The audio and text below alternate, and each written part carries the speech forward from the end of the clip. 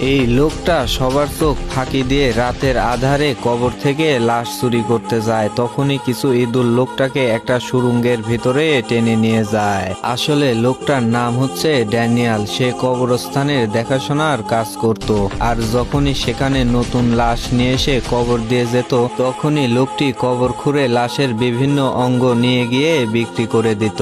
প্রতিদিনের মতো আজকেও যখন লোকটা রাতে গিয়ে কবর খুঁড়ে, তখন দেখতে পায় কিছু ইঁদুর সেখান থেকে লাশ নিয়ে চলে গেছে। তাই সে খালি হাতে গিয়ে সেই লোকটিকে যখন এই কথাটা বলে, তখন লোকটি তাকে বলে, যদি সময় মতো আমার টাকাটা ফিরিয়ে না দিতে পারো, তাহলে আমিও তোমাকে মাটি চাপা দিয়ে দেব। এই কথা শুনে ড্যানিয়াল সরাসরি সেখানকার মর্গে যায় আর লোকটাকে বলে আজকে এখানে নতুন কোনো লাশ এসেছে কিনা। লোকটা যখন ড্যানিয়ালকে না বলে, সে রেগে গিয়ে পাশের রুমে গিয়ে দেখে সেখানে একটা মোরা দেহ রাখা হয়েছে।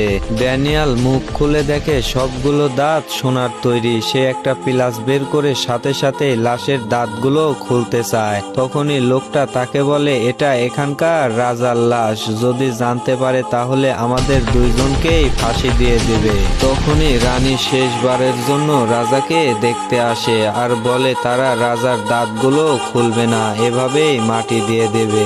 এই কথা শুনে ড্যানিয়াল ভাবে সে তো এবার ধনী হয়ে যাবে। পরের দিন যখন তারা রাজাকে মাটি দিয়ে সেখান থেকে চলে যায়, ড্যানিয়াল রাতের আধারে সবার চোখ ফাঁকি দিয়ে রাজার কবর খুঁড়তে শুরু করে। আর কিছুক্ষণ খোঁড়ার পরেই ড্যানিয়ালের অদ্ভুত মনে হয়। তখনই সে কফিনের ঢাকনা সরিয়ে দেখে সেখানে রাজার লাশটা নেই। কিছুটা সামনে তাকিয়ে দেখে সেই ইঁদুরগুলো রাজার লাশটাকে একটা সুড়ঙ্গ দিয়ে টেনে নিয়ে যাচ্ছে। সে যখন পা ধরে টান দেয়, তখনই রাজার জুতাটা তার হাতে চলে আসে।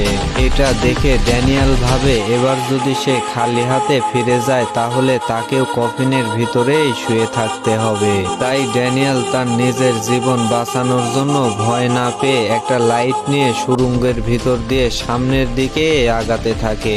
এভাবে কিছু দূর যাওয়ার পরে একটা সময় সে যখন ক্লান্ত হয়ে যায়, তখনই পিছনের দিকে লাইট মেরে দেখে যে সেই ইঁদুরগুলো তার দিকে ধেয়ে আসতেছে।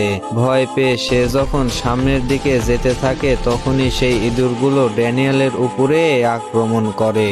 ইঁদুরগুলোকে ভয় দেখানোর জন্য ড্যানিয়াল যখন তার বন্দুক দিয়ে গুলি করে, তখন বন্দুকের গুলিটাও তার নিজের পায়েই লাগে।